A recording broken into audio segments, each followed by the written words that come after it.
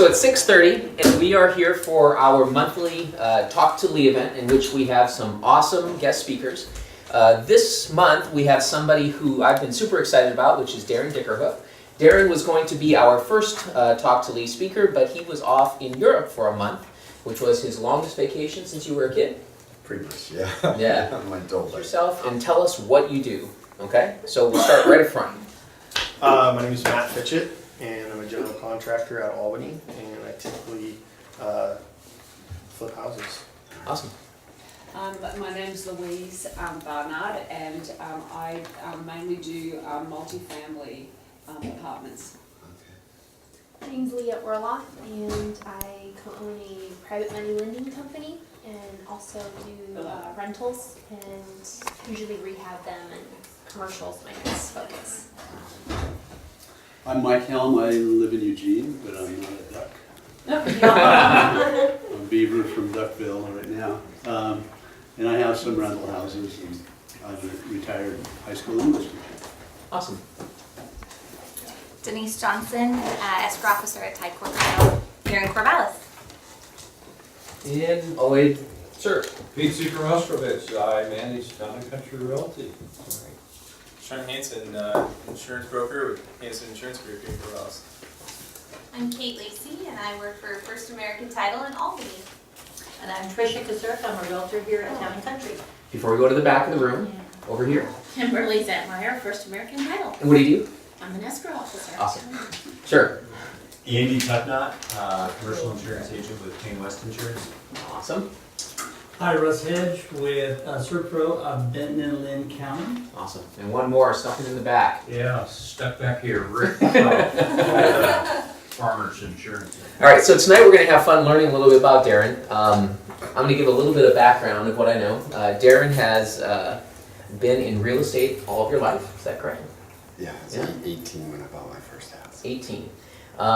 When did you buy or get involved in your first commercial property?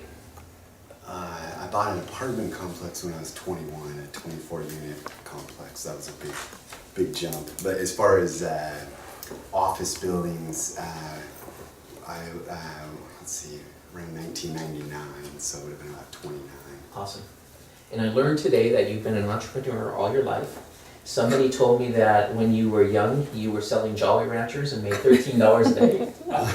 Yeah. I would go to Kmart and you could buy a bag of Jolly Ranchers. I don't know who told you that. But, there were roughly 43 the little Jolly Rancher candies in a bag, and I could buy them at Kmart for 83 cents a bag, and I could sell the Jolly Ranchers for a nickel at middle school.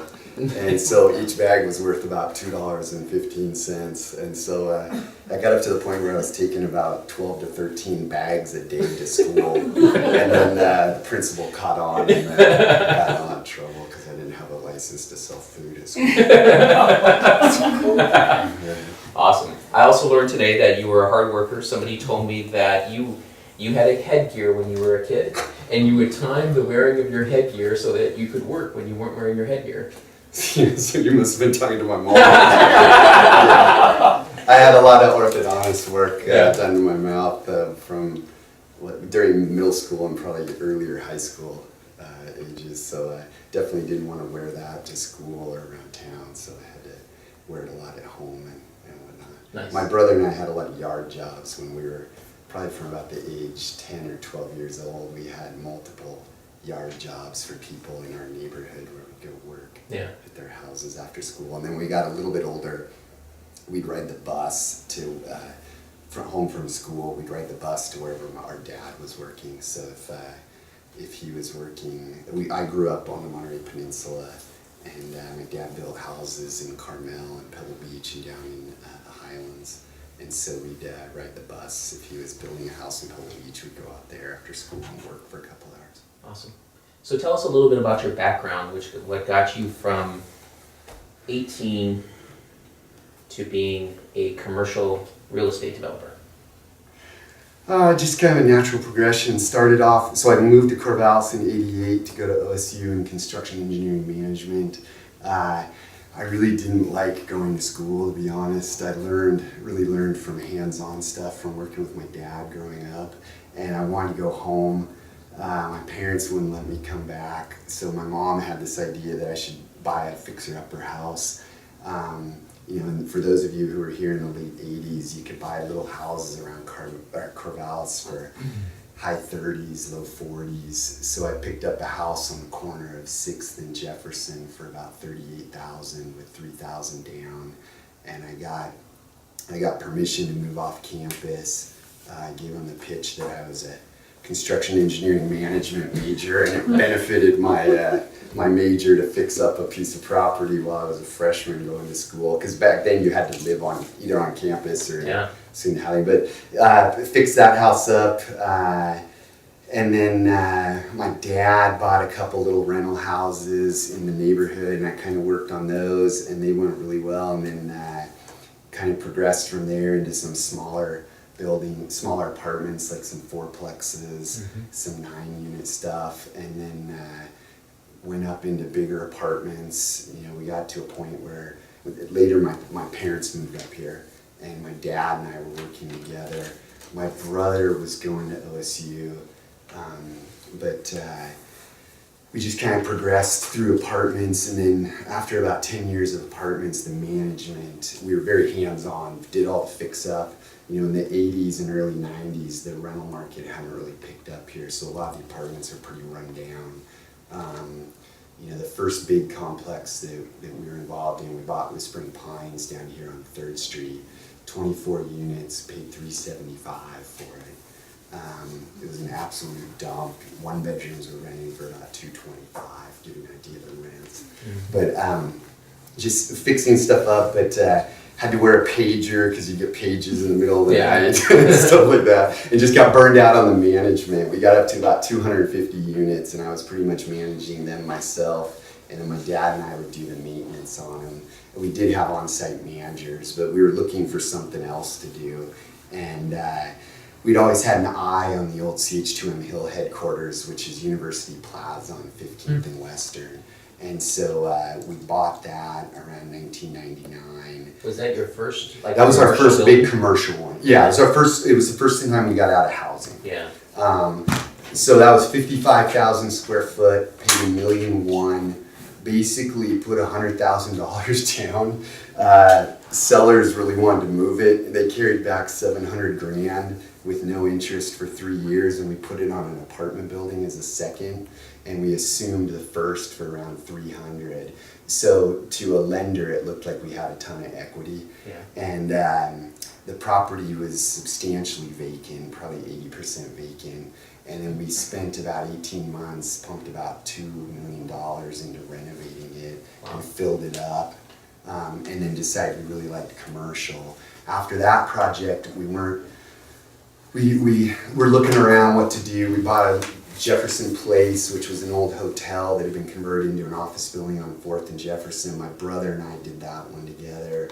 And then we bought a little industrial building out in Tangent, and we bought the old grocery outlet that's now Natural Grocers on 9th Street. And you just sold that? Yeah, we sold that last year. And we were trying to work on different ones, trying to figure out what our niche should be. And we really liked fixing up that grocery outlet building, and decided at that point, so that was around 2002, 2003, that we wanted to do retail only. So then, because we wanted to be kind of specialized in that, you know, there's only so many retail properties in Corvallis that are fixer-uppers. We started working on projects out of town. Within a few years after that, we were doing several projects actually in Klamath Falls. I think we've actually done more, from a square footage standpoint, we've done more work in Klamath Falls than we've done in Corvallis. But we, over a period of time, we sold off the apartments and did a lot of exchanging into retail properties. My brother, at the point that we bought the old CH2M Hill headquarters, and it had not been their quarters since the late 70s, headquarters since the late 70s, but that's when my brother started working with us. And so the three of us, my dad and my brother, really liked all of us liked construction, but as our business grew, somebody had to work more in the office. Yeah. And so I evolved more into the office. So when we were doing that, I kind of went to 50% of the day doing construction work and 50% of the day in the office. And then as we grew, I kind of went mostly into the office, and my dad and my brother liked running construction projects. And so from there, we just did a lot of fixer-uppers. We've done about 1.2 million square foot of retail, mostly around Oregon. About 1 million square foot of that is rehab properties. A couple 100,000 square foot of ground up. We typically make more money on the rehab projects, but they're also more challenging. They're more difficult. The ground up stuff's usually pretty easy. What makes it more difficult? Well, they're more difficult to manage the construction, because on ground up you have a nice clean set of plans, and it's easy to turn all the subs loose and just go. Whereas the rehabs, you're always getting into stuff that you tear into it, and it's different from what you expected. The rehabs are typically easier to get through the cities. Ground ups tend to be a little more difficult because the cities are more picky about what you're doing new.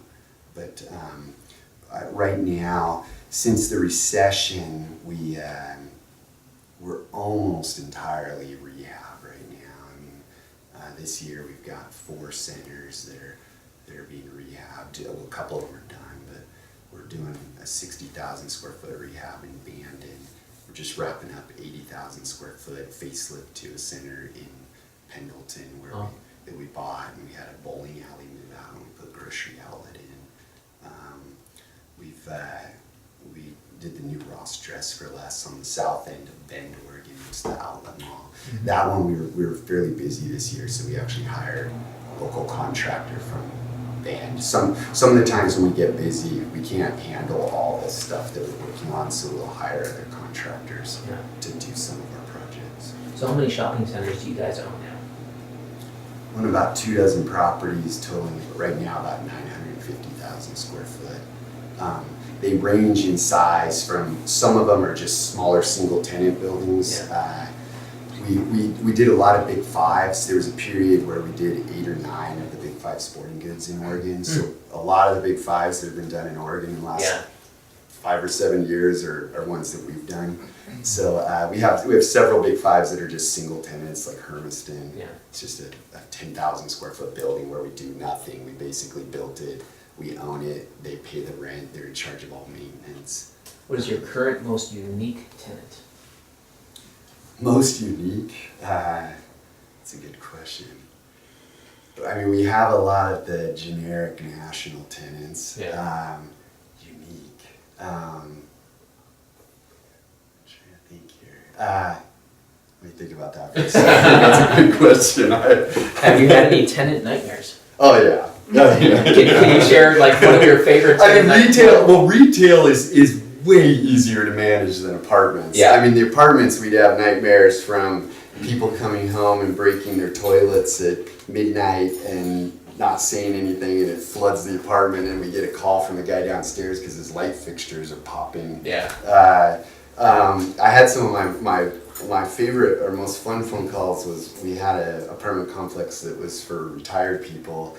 And we get calls like, somebody's left their laundry in the dryer and I can't lift it out. Can you come over and help? Or there's leaves in front of my front door, and that tree that's a half a block down the road, they're coming from that tree. Is there any way you can trim that tree? Or the classic one was, whenever it would get really cold, they'd call and say, geez, my power bill went to $80 a month, and you'd go over there and it was like 90 degrees. But on retail, you don't, it's a totally different type of tenant. The nice thing is they're typically there during the day. So on the apartments, we'd get the maintenance calls late at night, or a lot of the bad calls would come in at weird hours because that's when the people were home.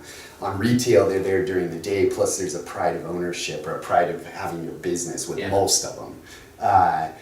So you don't get, I mean, we get, our biggest problems with retail, you'd be surprised how often people drive into buildings. Wow. I see it on TV, but I mean, at least once a year somebody buries their car through. My theory is that they're up against the curb and they're giving it gas and they think they're in reverse, but they're in drive. And then when they finally get enough gas to jump the curb, it's too late and they plow into the building. We've had that happen 5 or 6 times. Wow. But sometimes you get, interesting calls like Ross Dress for Less doesn't like the fact that Petco has customers who have dogs going to the bathroom in the parking lot or stuff like that. It's really hard to, it's hard to deal with that. That was not specified. Yeah. But the retailers, what are fun too is they have their competitors that they're scared to death about, but then they also have their tenants that complement them. Yeah. So it's interesting to see how that, and sometimes that'll change, and also how they'll negotiate with each other. Some of the competitors won't want their competitor in, but if you push hard enough, they'll say, well, shoot, I'll let them in this center if they'll let me in this center in Texas, and they'll trade, and so you try and negotiate with them. But it's just nice. The retail, a lot of headache up front negotiating the leases, so you're happy for the long haul. Yeah. And then you're usually set with most of them once you get going. Once you get the space built out and get the tenant in, it's pretty easy to manage it. And so we felt once we started doing retail that we could handle a large volume of retail compared to residential. Yeah. That was kind of the big deciding factor. Now, the apartment market's still hot in Corvallis, so I kind of regret it. So let's talk about the Market of Choice project. Sure. So kind of talk us through from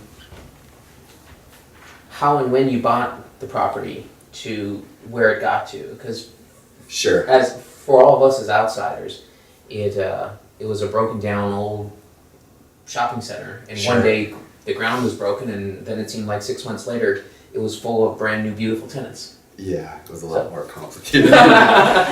So that's the largest center that we've done to date. That center is about 130,000 foot when you count all the space in the back.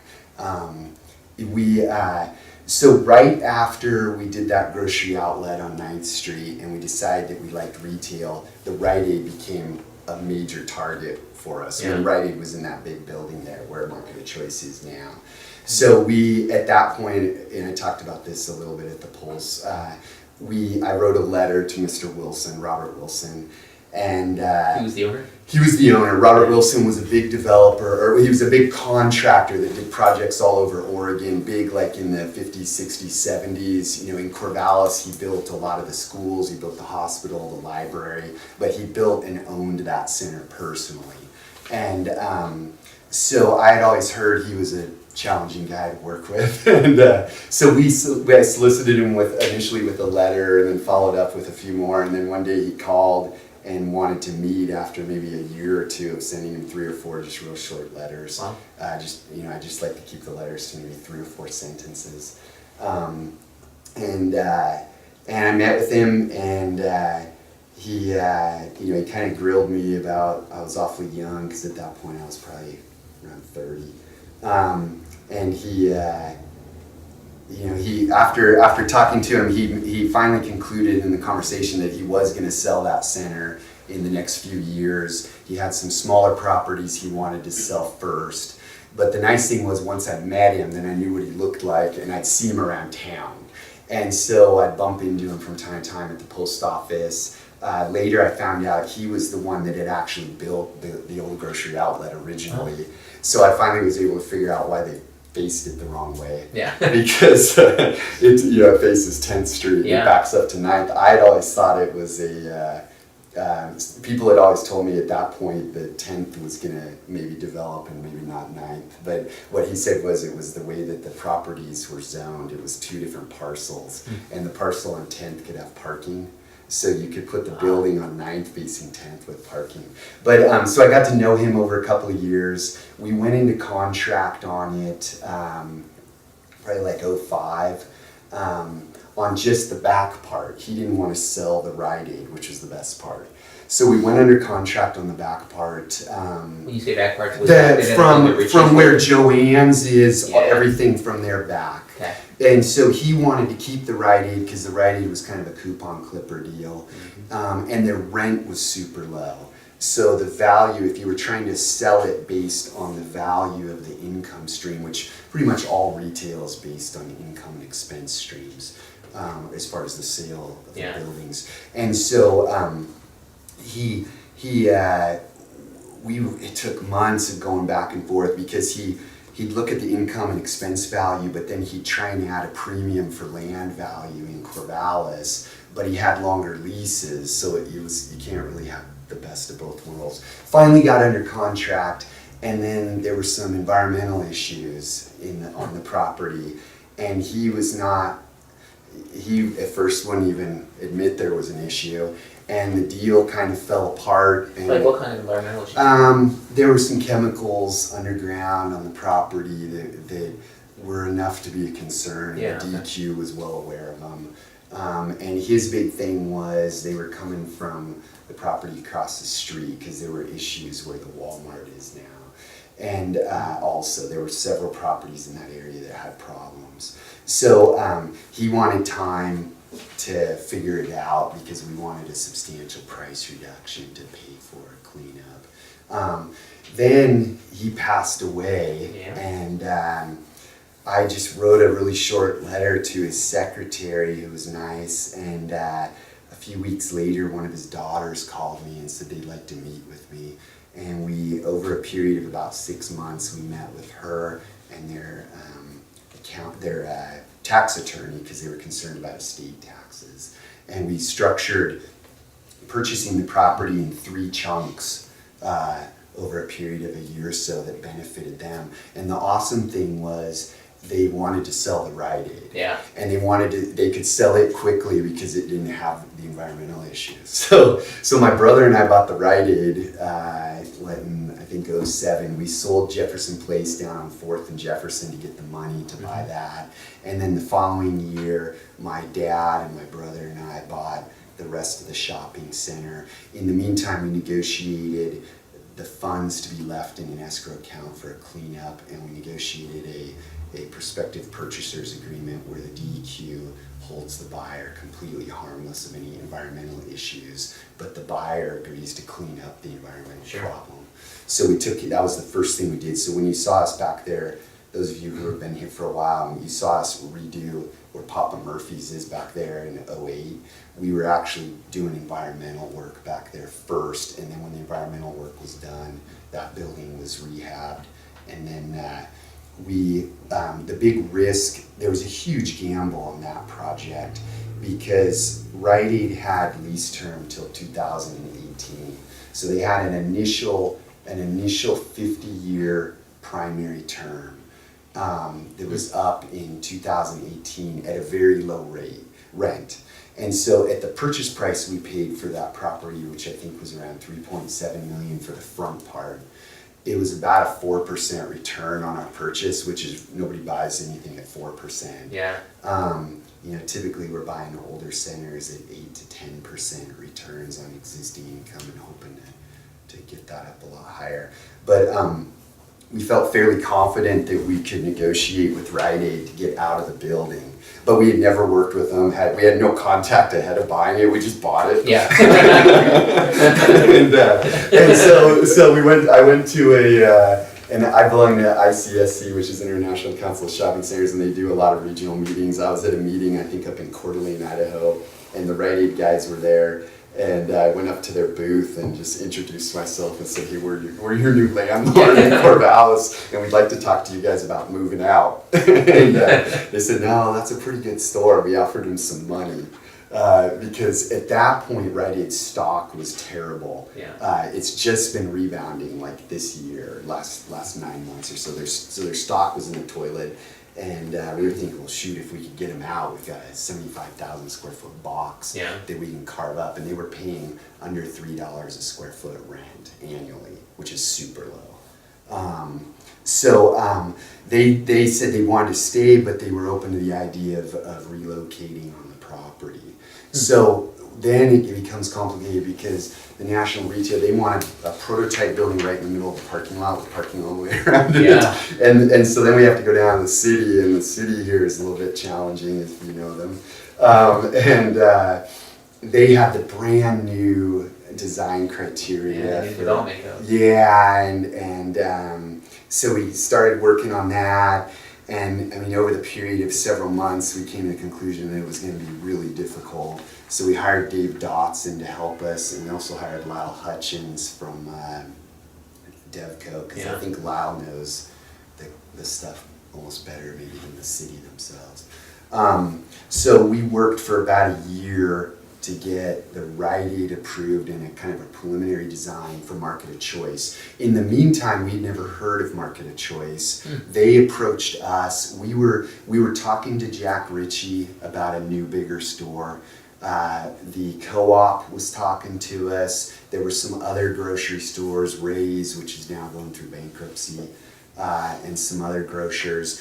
But just got a call one day, and Market of Choice, their broker, called us and said they wanted to talk to us about the location. I said, I've never even heard of Market of Choice. And they said, well, why don't we have the meeting in Eugene at 29th and Willamette, and we'll show you their best store. So we went down there, and we were really impressed with that store, which is identical to our store. What Rite Aid had turned them on to us because Rite Aid wanted them because they're one of the few grocers without a pharmacy. So Rite Aid was taking care of themselves, but also, I mean, Market of Choice brings a higher end customer, and which is going to probably buy stuff at Rite Aid too, so it's good for everybody. So we began working with them, working on the designs for that. And over about, I guess it was about an 18-month process, got through the permitting here in Corvallis. But you know where it's a little bit of a nightmare is, I mean, you're probably in that project $150,000 on design stuff, and a year and a half. The next biggest project that we did, which was a demoling in Klamath Falls, a little bit smaller, took about 3 weeks through planning and maybe about $10,000 in design stuff. So,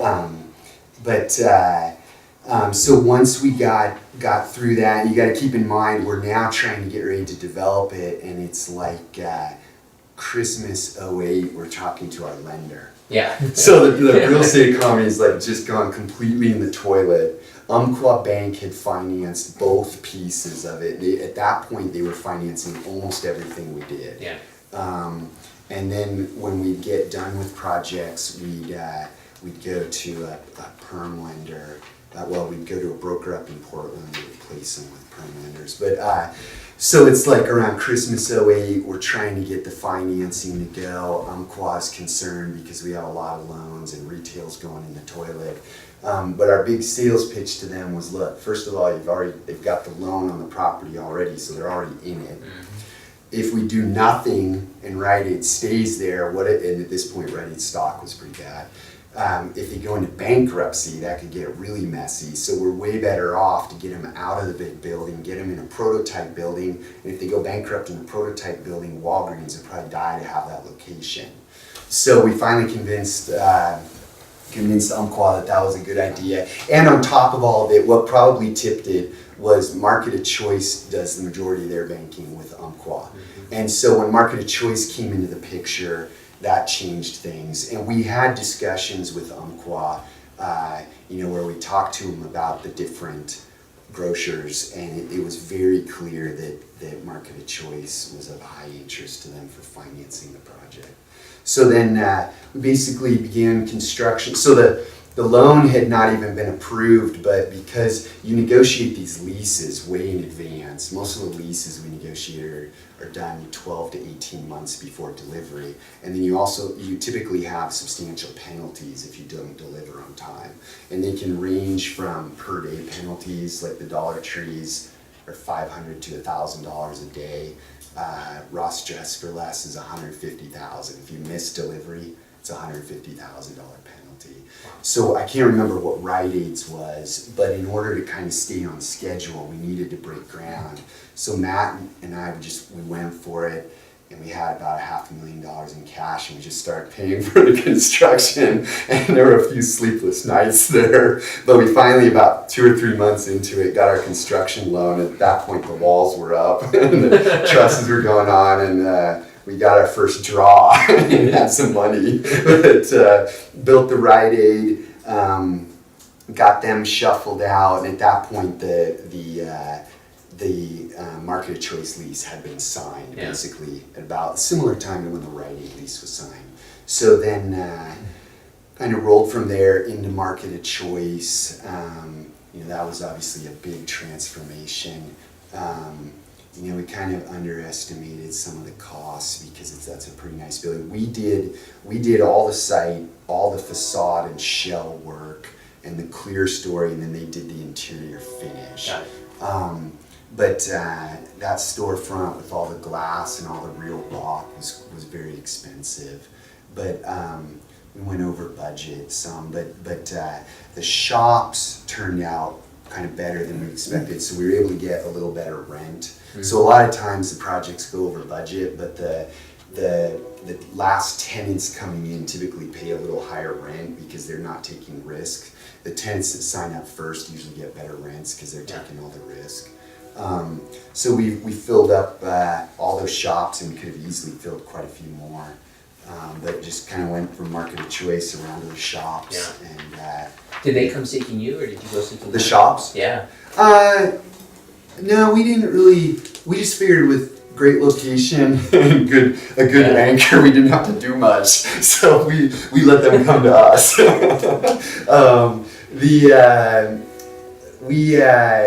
The Yogurt Extreme was up here on 9th, and the Beanery was already in the shopping center. A couple of those tenants were already in the center. The UPS store was already in the center. So some of them, we went to them, and they were in these long, skinny spaces back where Snap Fitness is now. And it just was logical to move them up there. And so even though we were taking them from rents that were maybe $12 a foot to rents that were maybe $20 a foot, their overall cost wasn't that much different because we were putting them in much smaller spaces that were way more efficient, and we were giving them their own identity. When you look at the center, and with most of the properties that we rehab, if you go to our website and look at before and after photos, we're always trying to give the tenants kind of their own identity. There's a lot of centers, kind of like the old Albertson Center, where it's just a long strip that's very generic. I mean, a lot of the properties we work on are like that, where we come in and kind of dress them up. But most of those tenants, and Hallmark was there. We relocated Hallmark. So the only net new tenants were Yogurt Extreme, the salon, which I'd known Steve since I was like 20. He'd been bugging me for the last 20 years because I cut my own hair. So I met him at a party when I was like 20, and he's like, "Oh, just come down, I'll give you a free haircut." I'm like, "No, it's not a time or money thing. It's a timing thing." But so when he heard about Market of Choice, he wanted to come there, and we did a deal with him. And then the Verizon shop, they were over by Togo's, and the parking was pretty tight there, so that was a nice move for the Verizon from Matt Webb. So is that shopping center now the high rent district in town? Did you guys take it to that level? Because it's a beautiful place.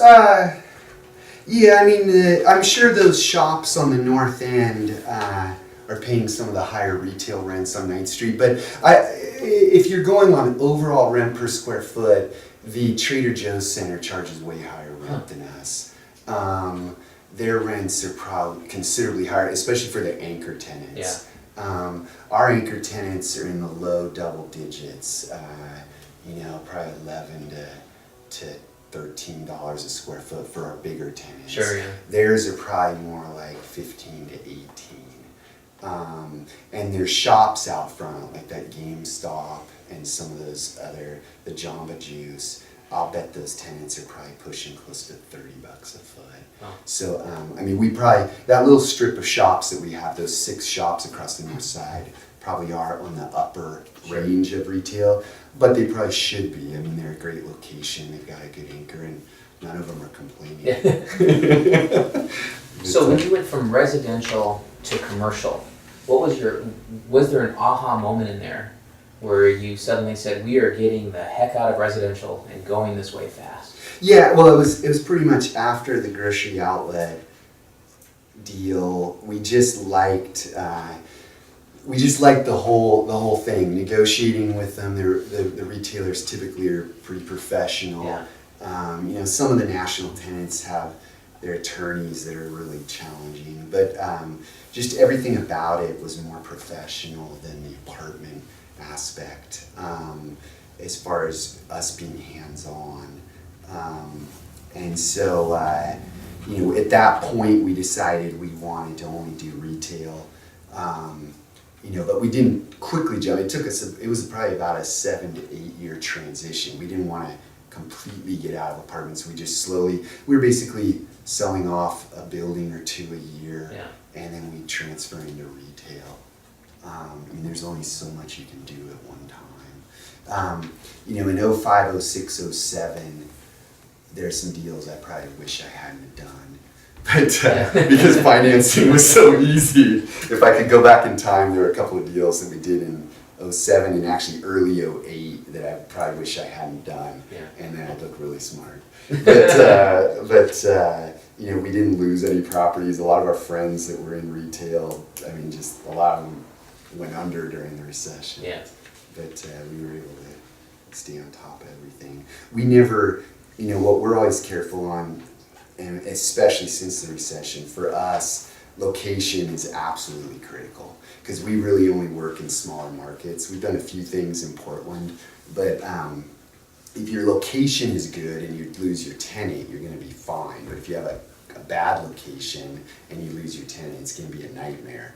The other thing that was happening a lot in pre-recession was the retailers that were actively growing rapidly, a lot of which are now gone, were paying too much for rent, but the landlords were doing the deals, so they'd pay a high price to buy the real estate, but they weren't worried about it because their tenant was paying a really high rent. And so, but when those tenants disappeared, if you had an anchor tenant that was paying $20 a foot and it's gone, and now all of a sudden your space is worth 10, your property just dropped in value 50%, and you had an 80% loan, you're pretty much dead unless you got great cash stockpiles. So there were deals that we were passing up pre-recession that we could have easily done, but we thought the rents were too high, and if we lost a tenant. But so location, making sure that we're not paying too much or that our tenants aren't paying too much, even if they want to. But yeah, just in these smaller markets like Klamath Falls, Bandon, the Dalles, Pendleton, you really got to have the best spot because you're competing against the other developers. So, and you may have just answered this, but let's say I came to you and I said, I'm interested in being a commercial real estate developer. What would you tell me? Well, first you gotta have some money. You want to start. I think the way that we went is, and when most of the developers that I know that are bigger, they start with the small stuff and you just go through the steps. If you dive into the big stuff, you get in over your head, and there's clearly a learning curve. When I go back now and look at some of the things I agreed to in some of our leases 10 years ago, I'm like, geez, I didn't know what the heck I was doing back then. Cam caps and all these tenants, they know they've done 100, the national tenants have done hundreds of deals. If your Dollar Tree is doing hundreds of deals a year, so they know every little thing, and if you're not on top of it, there's stuff now where I go back and I read leases that we signed 10 years ago. I'm like, man, I can't believe I agreed to that. But the main thing would be just to start out with something realistic. Don't jump in over your head, because there's so many different pieces, from financing to working with the cities to working with the tenants, and just kind of go along. I mean, my first deal was $38,000, you know, and within 5 or 6 years, you know, we were probably doing deals that were $400,000 or $500,000, and then a few years later, deals that were a couple $1 million and up. So I'm guessing we have a couple of questions. You okay for a couple of questions? Sure. Awesome. Anyone? Louise? Matt? Is it standard in retail that they are always responsible for their own maintenance? Or is it lease to lease? It's lease to lease. Now, some of them, a lot of the freestanding single tenant ones are often, they take care of everything. So most of the retail strips, they're triple net where the landlord's managing the stuff. So the tenants are paying, they're reimbursing you their pro rata share. So for example, Market of Choice, I'm just going to pick round numbers, occupies 60% of the front part of that shopping center. And we treat that center like two separate shopping centers from a bookkeeping standpoint because the entities are different. So if the property tax bill is $100,000 a year, they're reimbursing $60,000. They're reimbursing 60% of property insurance. Some of the bigger national tenants will have you divide the insurance between building portion and liability, and then sometimes break liability out and make that the landlord responsibility. But and then you have your common area maintenance. So we're managing the gardeners, the parking lot sweepers. You know, we're paying for all the electricity for the parking lot lights, the water for the landscaping, and a lot of little stuff. And we have a budget, and they're reimbursing their pro rata share monthly with a reconciliation in January. I mean, the optimal, depending on what you're typically, those types of deals where the landlord is managing it, you typically get a better return, because the ones where the tenant is paying everything tend to go more to people who just want a true coupon clipper. So maybe a retired person who wants to move to Hawaii and not deal with it. They're willing to pay a higher price and a lower return for that investment. And so we right now prefer a higher return, and we're willing to work for that return. You know, maybe if 15 years from now, if it looks like my kids don't want to get into it, you know, my brother and I have talked, we might start to sell off shopping centers and buy single tenant assets, or move to developing single tenant assets for long term, because you could, I mean, effectively you could manage hundreds of those. Yeah. Does that answer? Darren, you talked about how your business has changed from the residential. You were sort of going into it a little bit. It seems like you're in a sweet spot now with, you know, the type of shopping centers that you're getting into. How do you see that changing over the next handful of years? I think we will stay in the rehabbing shopping centers and stay in smaller markets. The deals keep getting bigger.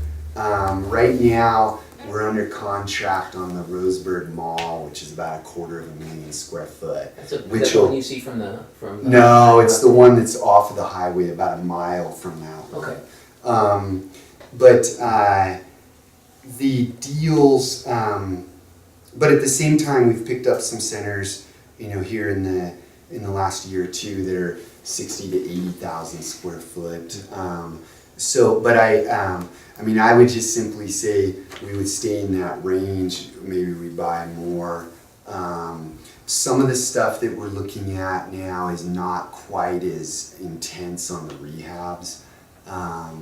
We're working on one deal that we won't have to do a whole lot to it.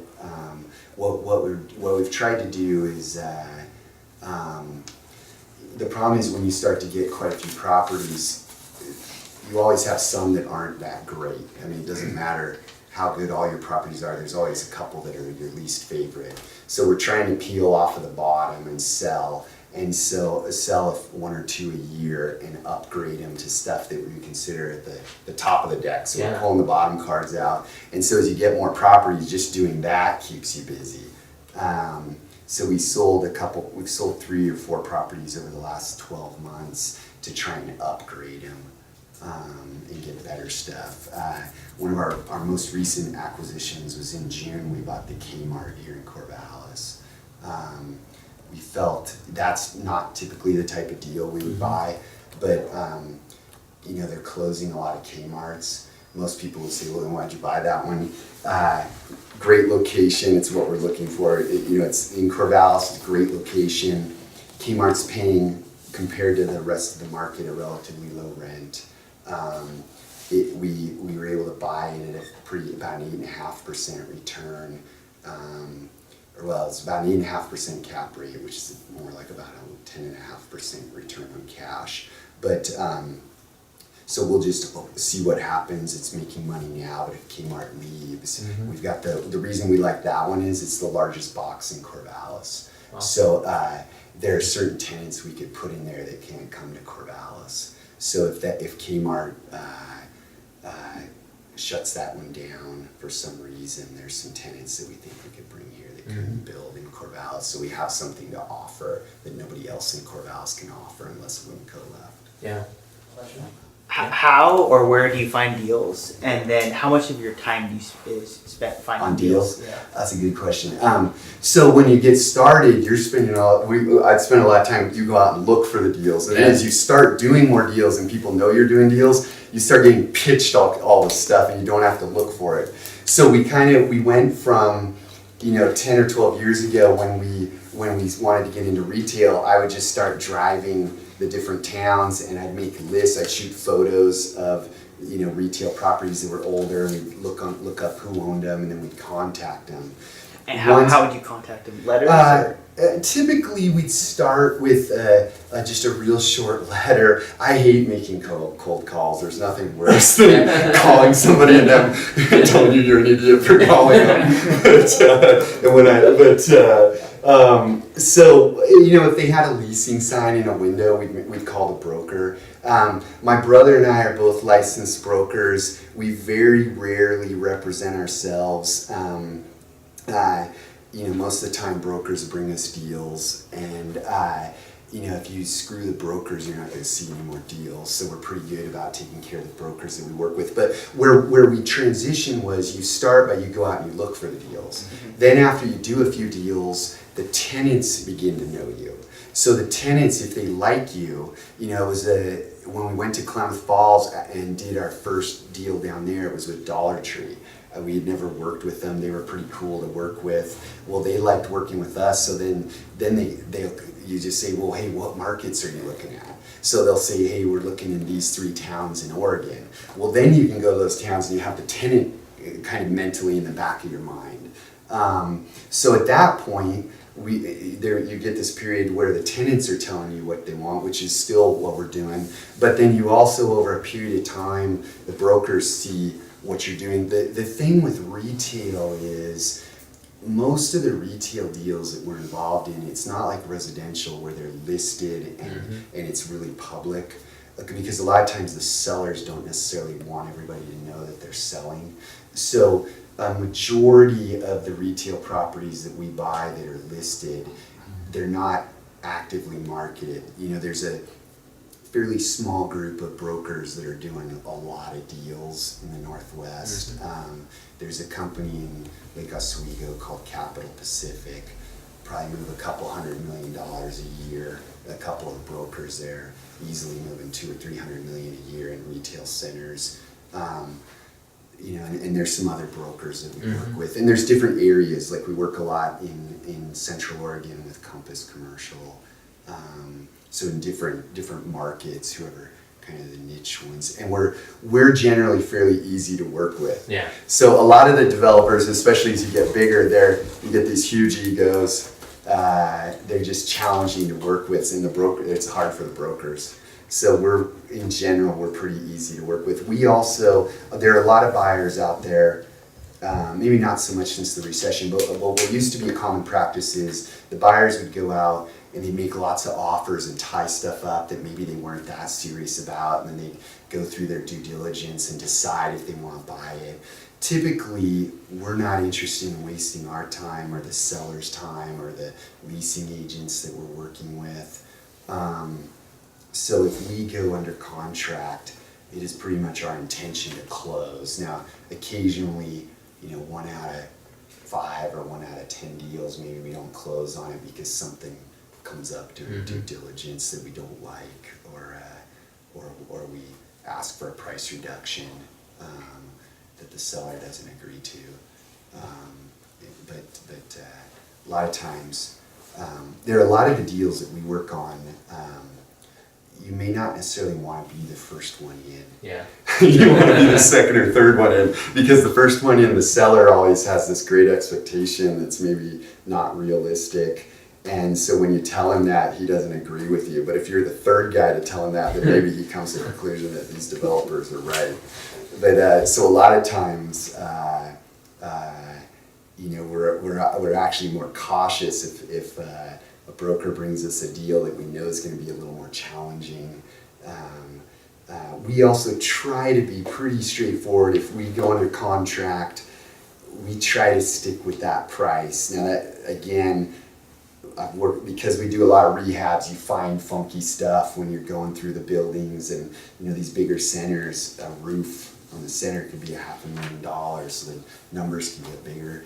So we try not to hit sellers for price reductions at the end of due diligence, but a lot of time, probably half the time, you are hitting them for something. It might be small, some of them might be bigger.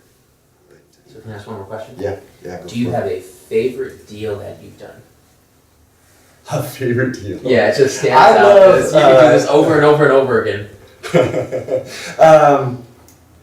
I love the new deal. So for me, the most exciting deal is the new deal, and somebody calls me up and, hey, this is for sale, and we're on the phone, and I jump on Google Earth, and I'm like, okay, I'm looking at it right now. Okay, I'm at street elevation. What's up with the anchor? That space looks ugly. And then driving up and driving the market.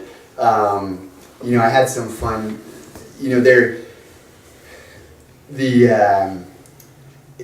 As you get older and you're doing it more, it's probably a little bit more like work. Yeah. I remember buying apartment buildings where I couldn't sleep. When we bought Whispering Pines, I remember getting up at 2 a.m, so excited about that property. We didn't own it yet.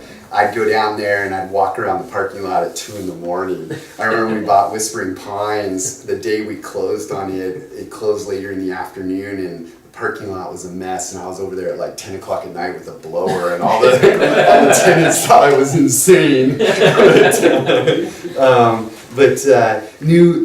It's not only new properties, but it's also new tenants. A lot of the business that we do now is repeat business, and we have two. If you look at what we're doing some centers that are really kind of upper end centers, like Market of Choice here. Yeah.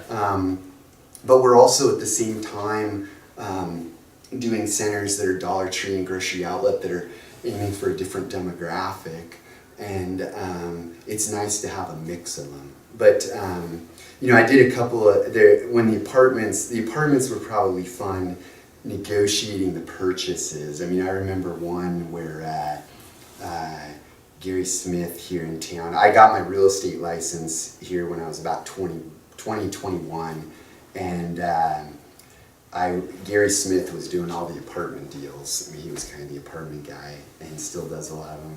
And I went over there and I wanted to sign up with him, but he didn't want to be my broker because he didn't want to have to train me. And so I kept saying, "Oh, look, my dad's a broker in California. You don't need to spend much time on me." But he finally let me sign under him, and I remember one deal we were buying. I won't name the property, but it was here in Corvallis, where I had the offer all written out, and the offer was like for $1.1 million or so. It was a fairly good size apartment, over 50 units. And I called the broker up, and I think the offer was for $1.1 million. And I called the broker, who was in Portland, and I told him we were getting ready to make an offer. And he said, "Well, just make sure it's got to be at least $1.05 million." Yeah. And I said, "Well, let me have your fax number, and I need like 10 minutes. And I'll give it to you." And I ran back to my desk and I changed the number, and I sent it to him, and they accepted it. And that comment cost his seller $50,000. But that's one that jumps out to memory. You start thinking, Okay, I have to be careful because I talk a lot. And so I always have to be worried when I'm talking to sellers, I don't say too much, or when I'm talking to tenants, I don't offer too much right up off the bat. But, I mean, we've had some, one that was fun, that was great for me, we bought, and this one was just a few years ago, we bought a Big Five. We'd done the 8 or 9 Big Fives for them in around Oregon, and we were probably their kind of what they would call preferred developers. So the retailers, they have their, it's really hard to get in with some of them in the first deal. I mean, some of them are a nightmare. Like Walgreens, I'd love to be doing Walgreens, but they're extremely challenging to do their first deal. You pretty much have to tie up a site that they absolutely want and then not allow them to bring in a preferred developer. But, and then that way you get to do it. But Big Five kept calling me and they wanted to do a cross-dock facility in Salem. So Big Five right now has like 450 stores, mostly in the western US, and I think they do all distribution out of one point in Southern California. So they wanted to do a cross-dock facility in Salem, and they had actually found the building, and they kept bugging us to do it, and several times over about 6 weeks said, look, we just don't want to get into industrial, and cross docks are so specialized. Cross dock is a long, narrow industrial building that just has lots of doors where the trucks come in and they move stuff from one truck to the other. So this was like a 10,000 square foot building with like 30 docks, 15 down each side. And they finally called up, and the real estate guy their preferred broker who brokered all their deals basically said, well, look, you've been doing all the deals, and if you don't do this one, we're going to bring some guys from California, and do you really want to let the California preferred developers come into your state? I was like, no, I don't. So we threw out a rent that was probably a little higher than I expected them to go for, and they went for it. And then we kind of threw out a lowball price on the property that I wasn't expecting the sellers to offer. And the sellers were like one of the huge trucking companies that could probably care less what they sold it for, and they went for it. But we didn't really want to even own it. So we had it under contract. We were negotiating the lease with Big Five, and then we were already talking to some guys about selling it. And so we owned it about 6 weeks and flipped it for about $300,000 more than we paid for it. But which was pretty. That's probably the best if you're going to look at a profit return on a quick return. That's got to be one of our best ones. Most of the stuff we look at, though, we're looking at the long haul.